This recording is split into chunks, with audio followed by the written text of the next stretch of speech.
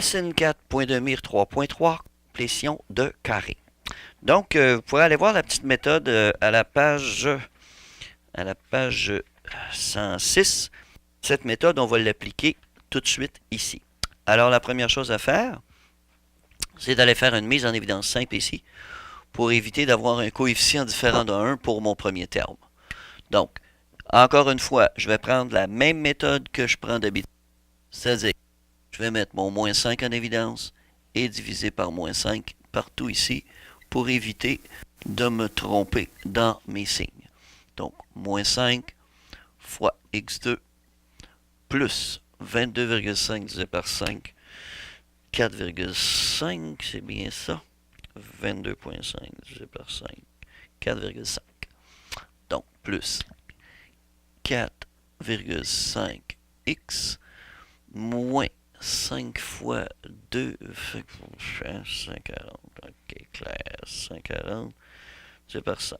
Quand on est devant une caméra comme ça, des fois le cerveau marche moins bien. Alors, voilà. Alors là, j'ai mon coefficient différent qui est égal à 1. Alors, je vais aller chercher mon B sur 2A, mais en fait, mon B sur 2A, vous vous rendez bien compte, comme vous me l'avez souvent dit, pourquoi marquer A si de toute façon notre A est toujours égal à 1 et vous aviez bien raison. Donc, effectivement, euh, c'est comme inutile dès lors que j'ai fait ma mise en évidence simple ici. Donc ici, mon B sur 2C, quand même votre signe, simplement tu vas dire au positif ou quelque chose, une petite nouillerie comme ça. 4 par 2 au carré, ça fait 2,25 au carré. Et 2,25 au carré égale 5,0625. Faites pas comme j'ai vu certains élèves me faire 5,1. On ne peut pas. Ou bien vous mettez ça en fraction, ou bien vous le mettez comme ça, 5,0625 avec tous les chiffres significatifs. Tous les chiffres, oui, en tout cas. OK. Alors allons-y. Là, nous, notre but, c'est d'obtenir d'abord un trinôme carré parfait et ensuite une différence de carré, ce qu'on a vu dans le chapitre précédent. Donc, moins 5, je mets mon crochet, moi, parce que ça, je dois garder ça à l'intérieur. Donc, x2 plus 4,5x. Et moi, ici, je viens de trouver que pour avoir un trinôme carré parfait, parce que ça me sert à trouver quel serait le troisième terme qui me permettrait de créer un trinôme carré parfait. Donc, je vais ajouter plus 5,0625. Mais ça, comme je l'ai rajouté, je dois l'enlever. Moins 5,0625. On me donne un petit peu plus d'espace. Et moins 28. Je referme mon crochet. Ça ici, c'est un trinôme carré parfait. Ben oui, évidemment, parce que je viens de le faire moi-même. Donc, moins 5. Je vais le marquer sous forme de carré. Donc, x plus ceci, 2,25 au carré. Ensuite, moins 28 ou moins 5, ça fait moins 33,0625. Ceci peut être considéré comme une différence de carré. Vous allez me dire, ah, tabarnouche, c'est pas évident que ça c'est un carré. Effectivement, mais c'est ça la puissance de la méthode de complétion du carré. Cette méthode-là me permet de trouver n'importe quel facteur d'un trinôme quelconque. Et c'est ça qui est. C'est d'ailleurs à la formule quadratique, comme on la connaît. Donc moins 100. J'ai mon x plus 2,25 au carré. Alors lui, on va le transformer en une puissance de 2. Une seconde puissance, pas une puissance de 2. Une deuxième puissance de quelque chose qui va me donner 33,0625. Donc racine carrée de 33,0625 Et, oh, magie, ça me donne moins 5,75 au carré. Et que c'est bien fait ces problèmes-là. Alors, voici moins 5 fois. Et là, j'ai une différence de carré. Mais si vous retournez à 3.2, vous allez vous rendre compte qu'on va avoir ceci. X plus 2,25, qui est la racine carrée de ce terme-là, moins ce terme-là, 5,75, fois X plus 2,25, mais plus 5,75. Ce sera mes deux termes. Donc, moins 5 fois 2,25 moins 5,75, ça me donne moins 3,50. Je vais le faire parce que ici, des fois, je pense pas straight. Moins 5,75, moins 3,5. Donc, ça fait x moins 3,5 fois 2 et 5, 7 et 1, 8 fois x plus 8. Et voilà, nous venons de factoriser ce trinôme quelconque. On peut s'entendre que c'est un trinôme quelconque.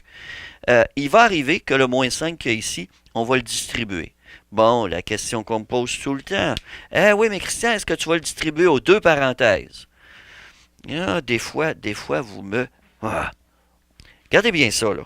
Quand je vous dis, là, think outside the box, ça veut dire sortez de votre problème, là, puis trouvez-moi un exemple avec quelque chose que vous connaissez. Par exemple, si j'ai moins 5 fois 12, ça c'est égal à moins 60, hein? Bon, mais 12, savez-vous, c'est quoi? C'est 3 fois 4.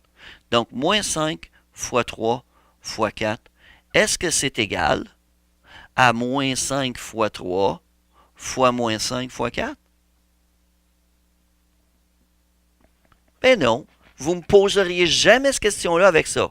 Mais vous ne pensez pas en dehors de la boîte. OK? Vous n'allez pas chercher un exemple de la vie que vous connaissez très bien. Donc ça, là, faites-le donc quand vous posez une question comme celle-là. Remplacez-moi ça par un nombre, ça par un nombre, et ça, ben, ça en est déjà un nombre. Puis essayez une affaire comme ça. Vous le voyez tout de suite que ça n'a pas d'allure, ce que vous me dites là. OK? OK, maintenant faisons quelque chose de plus puissant. Je vais changer ça, là. Je vais en inventer un. Au lieu de prendre l'exemple du livre, là, parce que, bon, il va arriver encore à quelque chose dans ce style-là, puis dans le fond, c'est pas ça que je veux. Alors, moi, dans mon cas, on va juste prendre quelque chose de bien simple, mais qui devrait à la fin me donner quelque chose de un petit peu plus cute que ça. Alors, imaginons que j'ai x2 plus 6x moins 13. OK? Alors, moi, je ne veux évidemment pas arriver avec quelque chose comme ça. Alors, j'ai choisi quelque chose de totalement au hasard. Puis, voyez-vous, j'ai sauté cette étape de mise en évidence simple parce que c'est pas ça mon but. Je veux juste montrer c'est quoi la puissance de la complétion de carré. Alors, je vais aller me chercher mon b sur 2a. Mon b sur 2a au carré. Donc, b c'est 6 sur 2 au carré, ce qui me fait 3 au carré, ce qui est égal à 9. Ça veut dire que on va remplacer ça par 9 ici. Donc, je vais avoir x2 plus 6x plus 9. Mais moi, comme j'ai ajouté 9, je dois l'enlever, moins 13.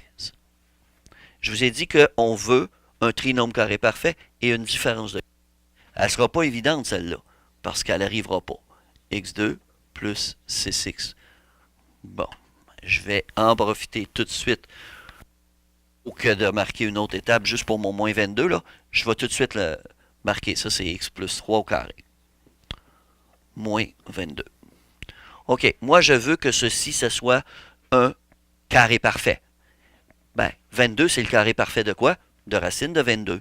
Donc, ça me donne x plus 3 au carré moins racine de 22 au carré. Bon, ben, je me retrouve avec une différence de carré. Alors, je vais me retrouver avec x plus 3 plus racine de 22 fois x plus 3 moins racine de 22. Et voilà, je viens de factoriser mon expression. Ceci, ça me donne ceci.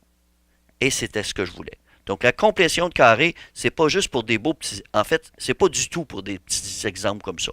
C'est pour ça que, dans cet exemple-là, j'ai choisi un numéro où il y avait des nombres à virgule. Parce que quand on n'a pas de nombre à virgule, c'est très facile de le trouver autrement. Donc, entre autres, par le tâtonnement qu'on va faire au prochain chapitre. Donc, c'est pour ça que moi, cet exemple-là, c'est un minimum.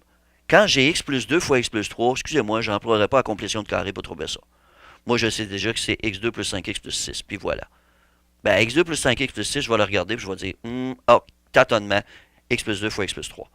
Et ça, à force de pratiquer, on va le voir assez facilement. Mais quand j'arrive avec ça, là, demandez-moi pas de prendre ça par tâtonnement, ça se fait pas. C'est ça, la factorisation de ceci. Ce qui me permettra éventuellement, quand je travaillerai avec la fonction quadratique, de trouver les zéros de mon équation. Et là, ça sera très précis. Vous voyez, je n'ai pas pris ma calculatrice pour calculer c'est quoi racine de 22. Ça n'a aucune raison d'être. On n'a pas besoin de faire ça. Alors, c'est tout pour la complétion de carré. Il ne vous reste qu'à vous pratiquer.